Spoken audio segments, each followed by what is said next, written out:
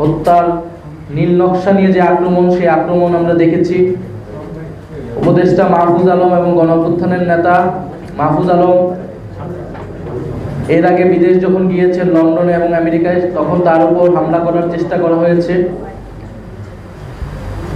এবং তারই ধারাবাহিকতায় গতকাল আমরা দেখেছি জাতিসংঘের সাধারণ অধিবেশনে ডক্টর মোহাম্মদ ইউনূস ওনার সফর সঙ্গী হিসেবে 3টি রাজনৈতিক দলের নেতৃবৃন্দদের নিয়ে যাওয়া হয়েছিল এবং এয়ারপোর্ট থেকে বের হওয়ার সময় জাতীয় নাগরিক পার্টির সংগ্রামী সদস্য সচিব আত্মহত্যা করে ফ্যাসিস্ট আওয়ামীরা হামলা করে এবং ভর্ৎসনা করে। আমরা সার্বিক বিষয় পর্যটন এবং অপতৎপরতা চলমান রয়েছে। সরকারের পক্ষ থেকে উপযুক্ত ব্যবস্থা নিতে নেওয়া হয়নি। যখন মাহফুজ আলমের উপরে উপদেষ্টা মাহফুজ আলমের উপর আক্রমণ হয়েছিল, তখন আমরা বলেছিলাম যে গণঅভ্যুত্থানের নেতৃবৃন্দদেরকে টার্গেট করা হচ্ছে।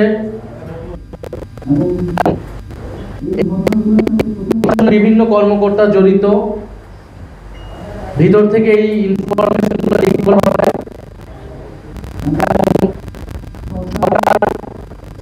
এবং পররাষ্ট্র মন্ত্রণালয় থেকে ব্যবস্থা নেওয়া হয়েছিল, সেই ব্যবস্থাগুলো যথাযথ ছিল না বলে গতকালের ঘটনা আমরা নিন্দা এবং প্রতিবাদ এবং সরকার এবং পররাষ্ট্র উপদেষ্টার কাছে জবাবদিহিতা চাইছি যে সরকার তার সফর সঙ্গী নিয়ে গেলে যেখানে আমাদের যাওয়ার কথা ছিল না। প্রধান উপদেষ্টা ডক্টর মোহাম্মদ ইউনূসের আহ্বানেই আমরা রাজি হয়েছিলাম। সেখানে তাদের সম্পূর্ণ নিরাপত্তা এবং সম্মান নিশ্চিত করার দায়িত্ব ছিল সরকার এবং প্রশাসনের। দ্বিতীয়ত, বিচ্ছিন্ন ঘটনা নয়, আওয়ামী লীগ নানা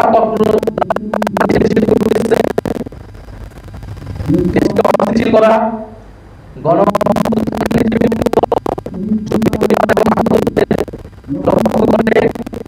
আক্রমণ করা, সাইবার জগতে তাদের নিয়ে নানা নেতিবাচক প্রপাগান্ডা ছড়ানো, এই সকল কিছু যে চলমান রয়েছে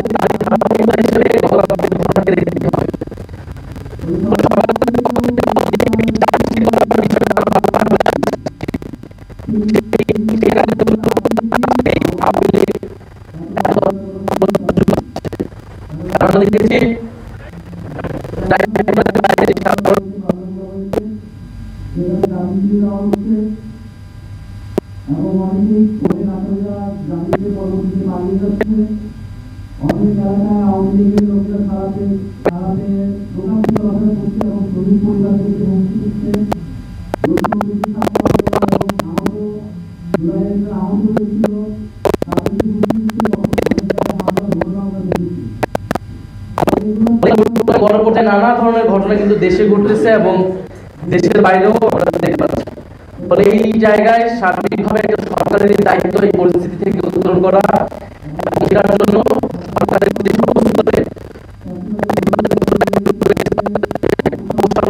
চিহ্নিত করতে হবে, শাস্তির আওতায় বিচারের কথা বলতে সেই বিচার দ্রুততার সাথে নিশ্চিত করতে হবে।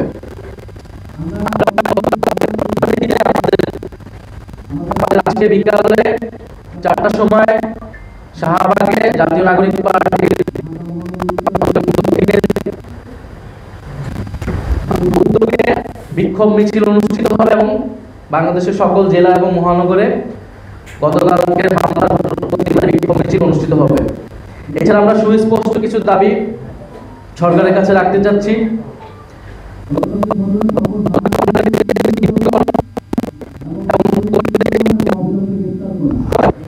নিউ ইয়র্কের কনসুলেট জেনারেলকে অবিলম্বে পদত্যাগ এবং ঘটনা সম্পূর্ণ তদন্ত করে নিরাপত্তা প্রদানে ব্যর্থ করলে শাস্তিমূলক ব্যবস্থা নিতে হবে। দ্বিতীয়ত, ফ্যাসিবাদের জমানায় নিয়োগকৃত আওয়ামী দোসরদের ফরেন মিনিস্ট্রি থেকে অপসারণ করতে হবে। উপদেষ্টা মাহফুজ আলমের উপর হামলাকারী হিসেবে যে 5 জনকে গ্রেফতার করা হয়েছে তাদের তালিকা প্রকাশ করতে হবে।